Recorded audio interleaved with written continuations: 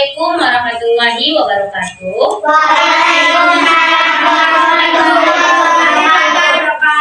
Hai adik-adik.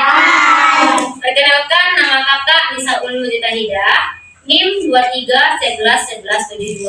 Kakak dari Universitas Askia. Di sini kakak ingin bercerita atau berdongeng.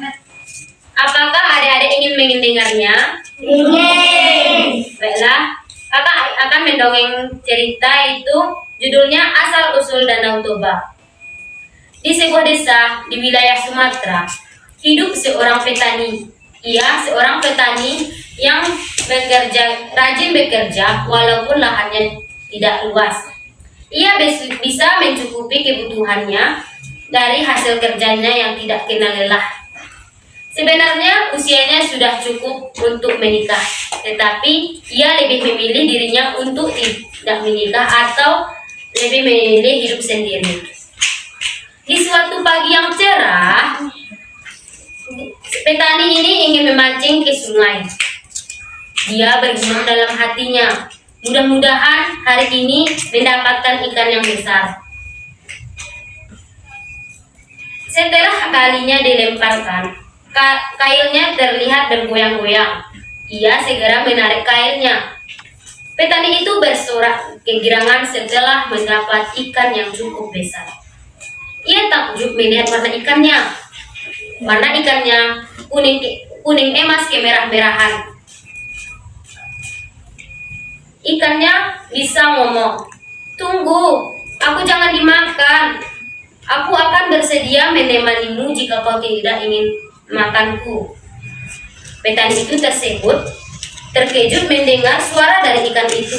Karena keterkejutannya, ikan yang ditangkapnya terjatuh ke tanah. Kemudian tidak berapa lama, ikan itu berubah menjadi wanita cantik jelita. "Bermimpikah aku?" gumam petani. "Jangan takut, Pak. Aku juga manusia seperti engkau. Aku sangat berhutang budi padamu karena telah menyelamatkanku dari kutukan dewata. Namaku Putri.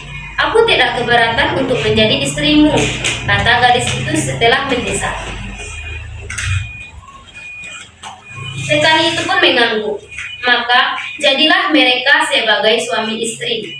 Namun ada suatu janji yang telah disepakati, yaitu mereka tidak boleh mengatakan asal-usul Putri. Setelah sampai desa, gemparlah penduduk desa melihat gadis jelita bersama putri itu. "Dia mungkin bidadari yang turun dari langit," gumam mereka. Petani merasa sangat bahagia dan tentram. Sebagai suami yang baik, ia terus bekerja untuk menafkahi si putri. Karena ketekunan dan keuletannya, petani itu hidup tanpa kekurangan dalam hidupnya. Banyak orang yang iri, dan mereka menyebarkan sangkaan buruk yang dapat menjatuhkan keberhasilan usaha petani.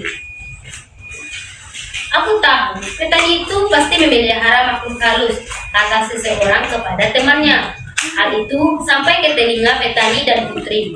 Namun mereka tidak merasa tersinggung, bahkan semakin rajin bekerja. Setahun kemudian, kebahagiaan petani dan istrinya bertambah karena istri petani, yaitu Putri, melahirkan seorang bayi laki-laki yang bernama Samosir. Kebahagiaan mereka tidak membuat mereka lupa diri. Samosir tumbuh menjadi seorang laki-laki dan anak yang sehat dan kuat.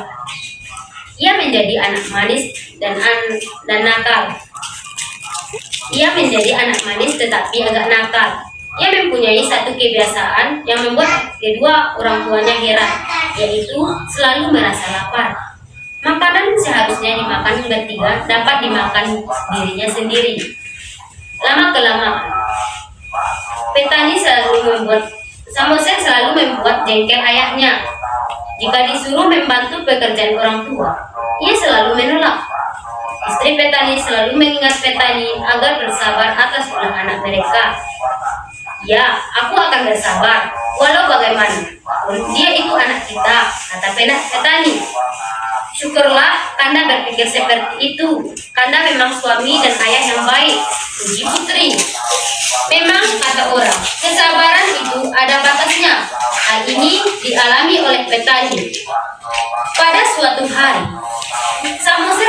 bertugas mengantarkan makanan dan minuman ke sawah di mana ayahnya sedang bekerja. Petani menunggu kedatangan anaknya sambil menahan haus dan lapar. Ia langsung pulang ke rumah. Dilihatnya Samuel sedang bermain bola. Petani menjadi marah sambil menjewer kuping anaknya. Lalu petani itu berkata, "Anak tidak tahu diuntung, tak tahu diri, dasar anak ikan." Umpat si petani tanpa sadar setelah mengucapkan kalimat itu. Setelah petani mengucapkan kata-katanya, seketika itu juga anak dan istrinya lenyap hilang tanpa bekas dan jejak. Dari bekas menyakan kakinya, tiba-tiba menyemburlah.